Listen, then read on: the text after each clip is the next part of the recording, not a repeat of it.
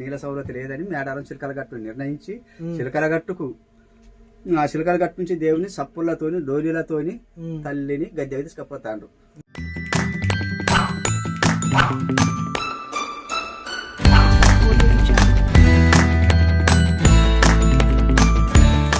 సమ్మక్క తల్లి ఇక్కడనే ఉండే అప్పుడు ఇక్కడనే ఉండే.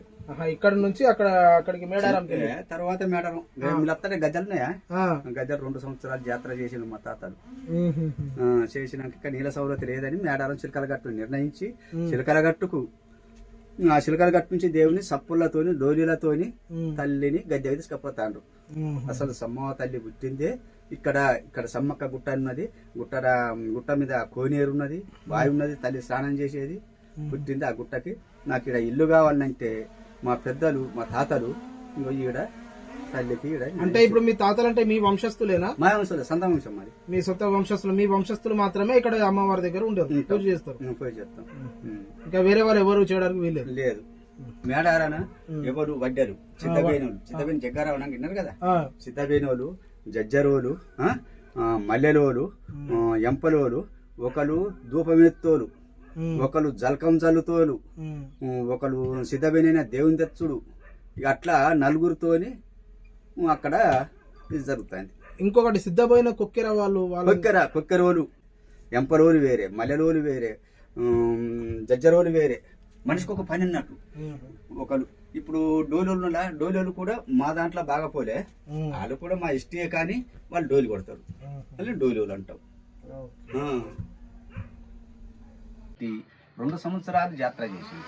2 సంవత్సరాలు జాతర చేస్తే జనం ఎక్కువైంది.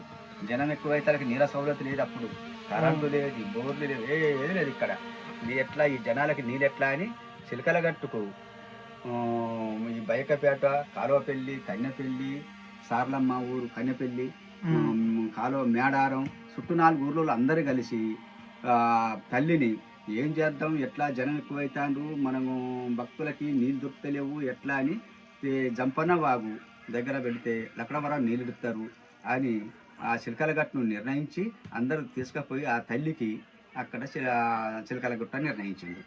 ఇప్పుడు ఆ చిలకలగుట్టు నుంచే ఈ మాఘ పౌర్ణమి రోజు తల్లిని సప్పులతోని మేళాలతోని ఆ తల్లిని గద్దెకి తీసుకొస్తాను. తల్లి పుట్టింది అయితే ఇక్కడ. ఓకే గాయస్, ఇది సమ్మక్క సారలమ్మ పుట్టు పూర్వం చరిత్ర, ఇది జన్మస్థలం. ఇక అమ్మవారు పుట్టి వేరే ఇక్కడ ఇల్లు కట్టమని చెప్తే ఇల్లు కట్టారు. అప్పటి నుంచి అమ్మవారు ఇల్లు కట్టినప్పటి నుంచి తర్వాత తను ఆ చిలకలగట్టు పోయినప్పటి నుంచి అప్పటి నుంచి పుట్టగా మారి ఈ పుట్టలోనే పాములాగా కనిపిస్తుంది అని చెప్పేసి వారి నమ్మకం.